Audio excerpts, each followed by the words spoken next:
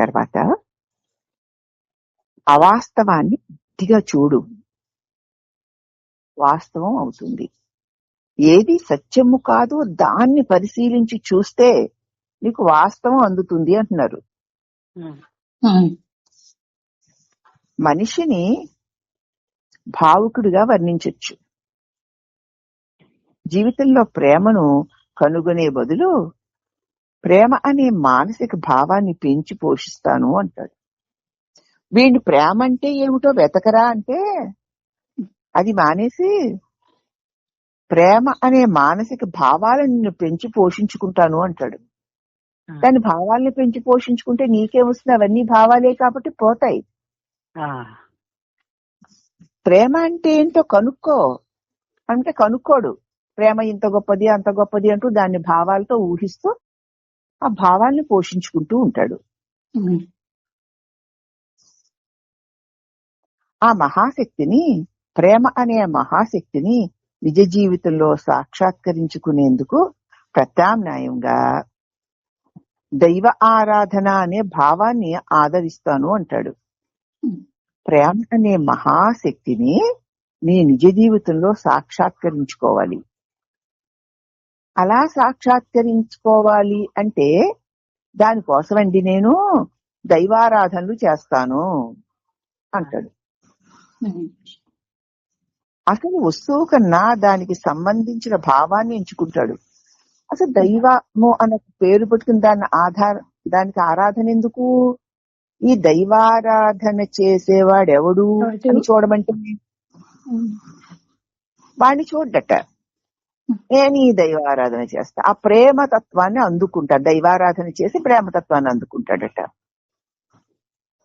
దైవారాధన వల్ల ప్రేమతత్వాన్ని అందుకోవాలని ఊహిస్తాడే తప్ప అసలు ఈ దైవారాధన చేసే నేనెవరు అని వాడు పరిశీలించడు.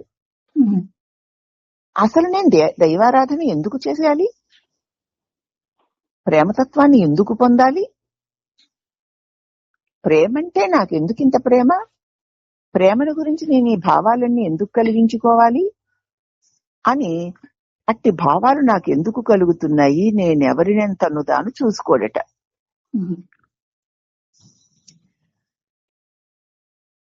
వాస్తవమైన దాన్ని పొందాలంటే శ్రమించాలి, జీవితాన్ని తదనుగుణంగా మలుచుకోవాలి, కపట నాటకాలను వదిలేయాలి. కేవలం దానికి సంబంధించిన సంక్షిప్త భాగాన్ని కలిగి ఉండడానికి ఈ అవస్థేమీ అక్కర్లేదు కదా. వాస్తవమైన నీ ప్రేమ స్వరూపాన్ని నువ్వు పొందాలి అంటే శ్రమించాలి, జీవితాన్ని దానికి తదనుగుణంగా మలుచుకోవాలి, కపట నాటకాలను విడనాడాలి. కేవలం దానికి సంబంధించిన సంక్షిప్త భావాన్ని కలిగి ఉండడానికి ఈ అవస్థ ఏమీ అక్కర్లేదు. భావాలు తేలిగ్గానే లభ్యమవుతాయండి. వాస్తవ స్థానంలో భావాలతో సరిపెట్టుకోకూడదు. ఆ స్థితి గురించి నిశ్శబ్దత్వ వారు ఏమంటారో చెప్తాం. వాస్తవాన్ని వాస్తవంగా చూడడం మానేసి దానికి గొప్ప గొప్ప భావాల్ని కల్పించుకుని ఆ భావాలోకాల్లో విహరిస్తూ నేను బ్రహ్మానందాన్ని పొందుతున్నాను అనుకుంటాడు. ఇప్పుడు భావాలలో విహరించడం మానేశాడు, మళ్ళీ భావనలో పడిపోతాడు. అది దీని గురించి మహారాజ్ గారు ఏమంటున్నారో చూద్దాం. నిశ్శబ్ద మహారాజ్ గారు ఇలా అంటున్నారు దీని గురించి. జ్ఞాని అనుభవాలకి అతీతుడు. అతడి స్మృతి ప్రదంలో గతమే ఉండదు కదా.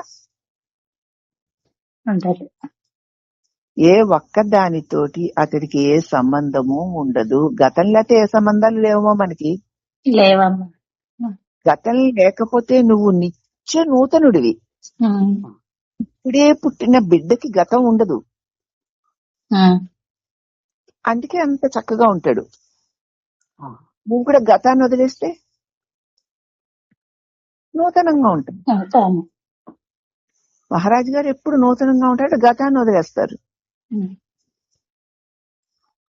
జ్ఞానికి అనుభవానికి అతీతంగా అనుభవాలన్నీ గతానివి. అనుభవాలకు అతీతుడు అంటే అతడి స్మృతి పదంలో గతమే ఉండదు గనక ఏ ఒక్క దానితో అతడికి ఏ సంబంధము ఉండదు.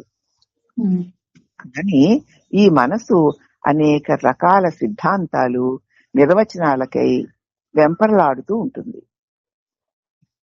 వదిలిపెట్టదుగా గతాన్ని. అనేక రకాల సిద్ధాంతాలు, రాద్ధాంతాలు, వాటి యొక్క నిర్వచనాల కోసం ఇంకా ఇంకా ఏమిటి ఆత్మ అంటే ఇలాగా వాట్ల కోసం చూస్తూ ఉంటుంది. వాస్తవాన్ని పిండి దాని మాటల రూపంలో బంధించాలని ఆత్రపడుతూ ఉంటుంది. వాస్తవాన్ని మాటల రూపంలో బంధించాలి అనుకుంటుంది. అది ప్రతి ఒక్క దానికి ఓ భావం ఏర్పరచుకోవాలి అనుకుంటుంది. భావం లేనిదే మనసుకి అసలు ఉనికే లేదు. ఏ భావము లేక అది మనసే కాదు. భావాలు, ఊహలు, భావాలు. ఇలా ఉంటే అలాగా, ఇది ఇలాగనమాట, అది అలా ఉన్నాం, ఆయన అలా చెప్పారు, ఈయన ఇలా చెప్పారు, ఇలా ఇలా అనుకుంటే భావాల వలలో తిరుగుతుందే తప్ప ఆ మాట యొక్క మూలంలోనికి వెళ్ళడానికి అది ఇష్టపడదు. వాస్తవం నిజానికి ఏకాంతంగా ఉంటుంది. కానీ మనసు దానితో అలా వ్యవహరించమన్నా వ్యవహరించదు. ఏకాంతంగా ఎక్కడ ఉండగలదు మనసు? మనసు ఎప్పుడు అవాస్తవమైన దానితోనే వ్యవహారాలు చేస్తూ శాశ్వతం కానివేవో వాటిని పట్టుకుని తిరుగుతూ ఉంటుంది.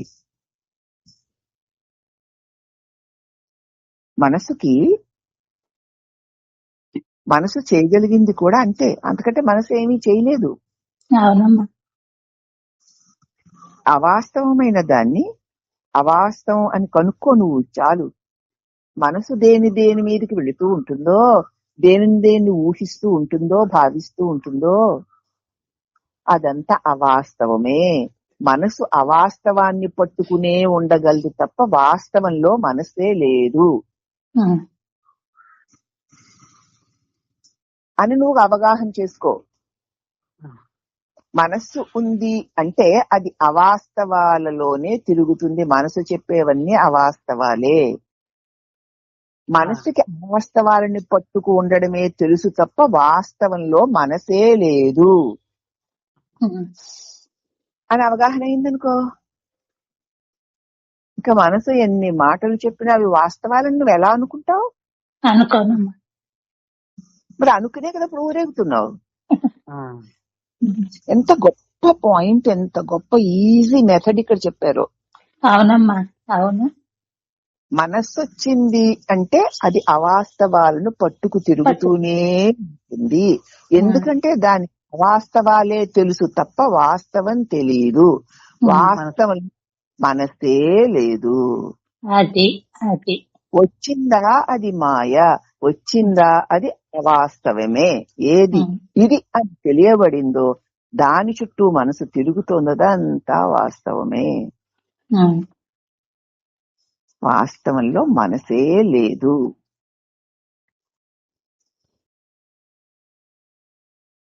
అవాస్తవమైన దాన్ని అవాస్తవమని నువ్వు తెలుసుకో. ఓహో, ఇది అని తెలియబడేది ఏది ఉన్నా దాన్ని పట్టికే తిరుగుతుంది మనసు. చూసుకోండి. అవునమ్మా. ఆ తెలియబడేదంతా అవాస్తవమే. మనసు ఉంది అంటే అదంతా అవాస్తవమే. ఎంత గొప్ప గొప్ప ఖండితాలైనవి చూపించినా సరే అవి అవాస్తవాలు. ఎందుకంటే మనసుకి అవాస్తవాన్ని విడిచి ఉనికి లేదు. వాస్తవంలో మనసే లేదు. అవునమ్మా, అది. అందుకని మనస్సు ఇది అని ఏది తెలియబడుతున్నా సరే, ఎంత గొప్పవైనా సరే అవన్నీ అవాస్తవాలే అని అవగాహన చేసుకో, చాలు అన్నారు నిసర్గత్ గారు. అప్పుడు ప్రశ్న, వాస్తవాన్ని వాస్తవంగా చూడడమేనా అని మహారాజ్ గారు. వాస్తవానికి చూడడం అన్నదేముంది? ఎవరు దానికి చూసేవాడు వచ్చాడంటే అది వాస్తవం కాదు.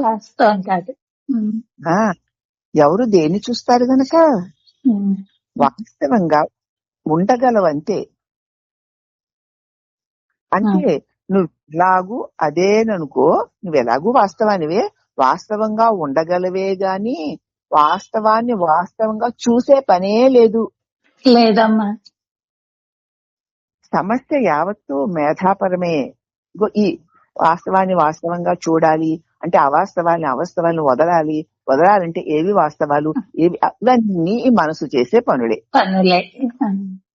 వాస్తవమైన భావాలన్నీ వదిలేయి.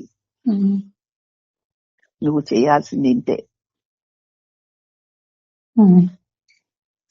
వాస్తవమైన భావాలు అవసరమే లేదు, అవి భావాలే కాబట్టి అవి వదిలేయవలసినవే అన్నారు. అప్పుడు పృచ్ఛకుడు, అయితే మరి వాస్తవాన్ని దర్శించమని మమ్మల్ని ఎందుకు ప్రోత్సహిస్తున్నారు మీరు? మహారాజు గారు అంటున్నారు, మనస్సుకి ఏదో ఒక ఉద్దేశము ఏదో ఒక ప్రయోజనము ఉండాలి అనిపిస్తుంది కదా. నీ మనసుకి ఏదో ఒక ఉద్దేశము ప్రయోజనము ఉండాలి అని అనిపిస్తూ ఉంటుంది. అవాస్తవం నుంచి విడిపడడానికి ఏదో ఒక ఉద్దేశము ఒక ప్రయోజనం, దీన్ని వదిలేయాలంటే నాకు ఒక ప్రయోజనం ఉండాలి అని మనసు ఆశిస్తుంది. అవునమ్మా. అందుకు ప్రత్యామ్నాయంగా దేనికో దానికి ఏదో ఒకటి చూపించాలి గనక వాస్తవాన్ని దర్శించు అని ఎందుకు అంటున్నావు అంటే, దానికి మనసుకి ఏదో ప్రయోజనం ఉండాలనిపిస్తుంది గనక దాని నుంచి విడిపడ్డానికి అందుకు ప్రత్యామ్నాయంగా దానికి ఏదో ఒకటి చూపించాలి. నిజానికి ఏ ఉద్దేశము ఏ ప్రయోజనాలు అవసరం లేదు. అవాస్తవం నుంచి విముక్తి చెందడం దానికదే చాలు. అందుకు ఇదే బహుమతులు ఉండవలసిన పనేమీ లేదు. కానీ మనస్సు ఇవన్నిటినీ వదిలేస్తే నాకేం వస్తుంది అంటుంది. అవాస్తవం నుంచి విముక్తి చెందడం చాలు. అందుకే దానికి వేరే బహుమతులు ఉండవలసిన పని లేదు. పరిశుభ్రత పాటించడం వంటిది దానికి అదే బహుమానం. ఇదేమీ రాకుండా మనసులోకి అవాస్తవాలన్నవి నీలోకి అవాస్తవాలన్నవి ఏవి రాకుండా ఉండడమే పరిశుభ్రత. అదే బహుమానం. అంతే అమ్మా, భలే చెప్పారమ్మా. పరిశుభ్రత అంటే ఆత్మజ్ఞానం లభించడం అనేది బహుమతి కాదా ఏమిటి అన్నాడు అతను. అంటే నిసర్గదత్త, ఆత్మజ్ఞానం అనే బహుమతి వ్యక్తిగతమైన స్వ నుంచి విడుదల. ఆత్మజ్ఞానం అనే బహుమతి అంటే వ్యక్తి భావన నుంచి విడుదల. జ్ఞాతవి నువ్వే కాబట్టి నిన్ను నువ్వు తెలుసుకోలేవు. తెలుసుకునేవాడు నువ్వే. ఇంకా నిన్ను నువ్వు తెలుసుకునేదేమిటి? నువ్వే కదా అన్ని తెలుసుకుంటున్నావు. నిన్ను నువ్వు తెలుసుకోవడానికి ఏం చెయ్యాలి?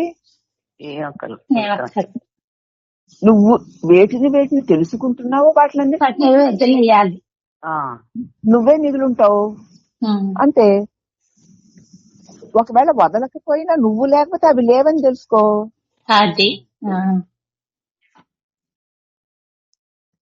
ఆత్మజ్ఞానం అనే బహుమతి వ్యక్తిగతమైన అహంకారం నుంచి విడుదల.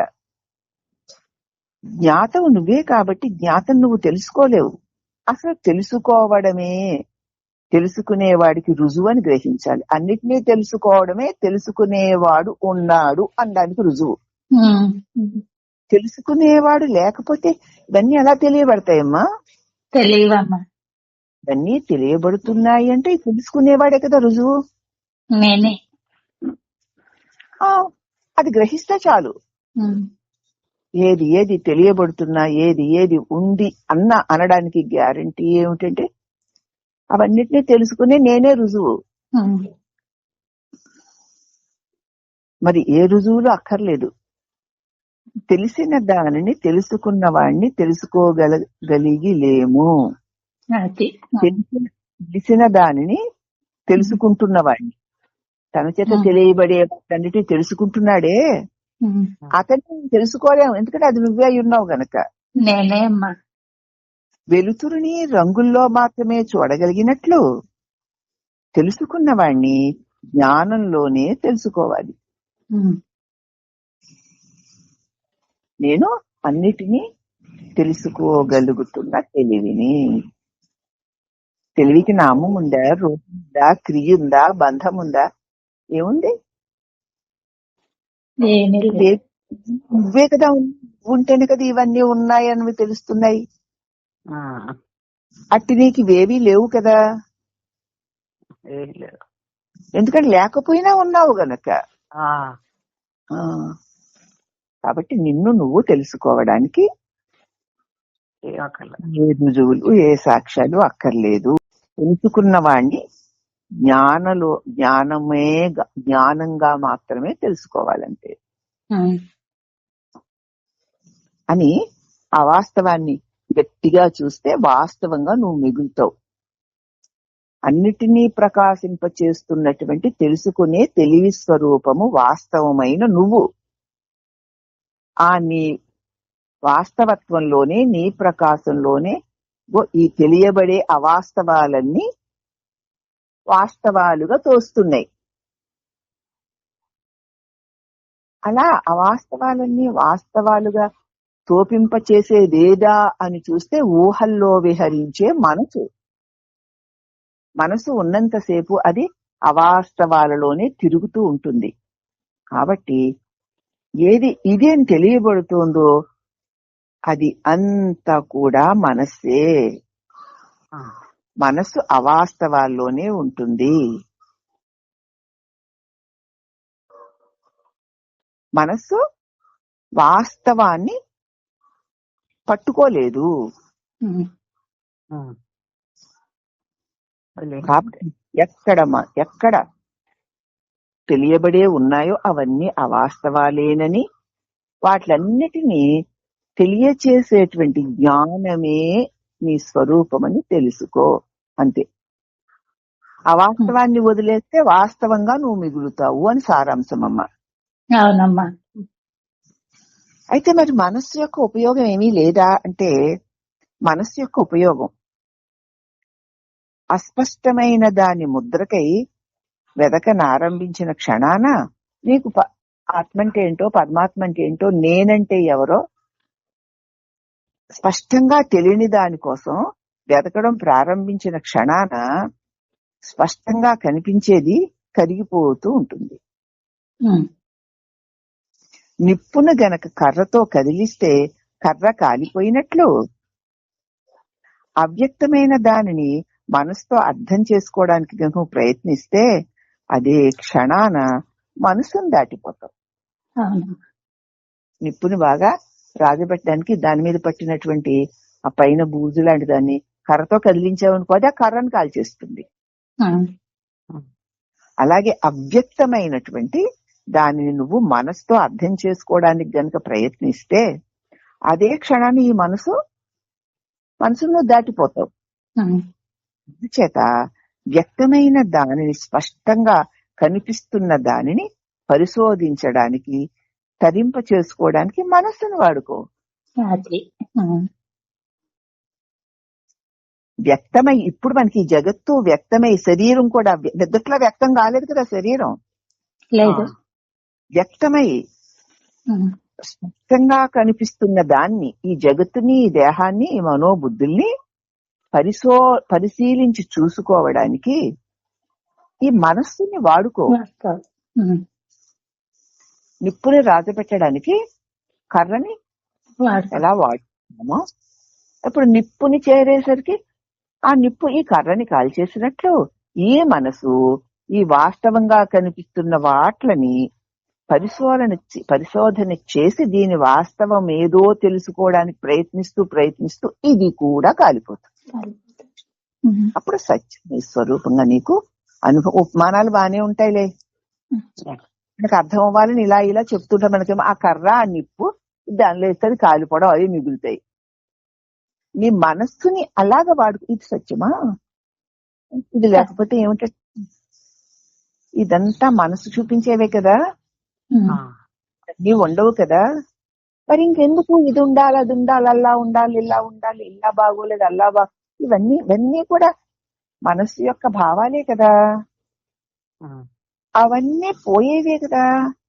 వాడి జోలికి నువ్వు ముందుకు వెళ్ళాలి అని నిన్ను నువ్వు నిగ్రహించుకొని మనసులో కదిలే భావాలను, భౌతికంగా జరిగే సంఘటనలను చూస్తూ ఆగి చూస్తూ ఉండు.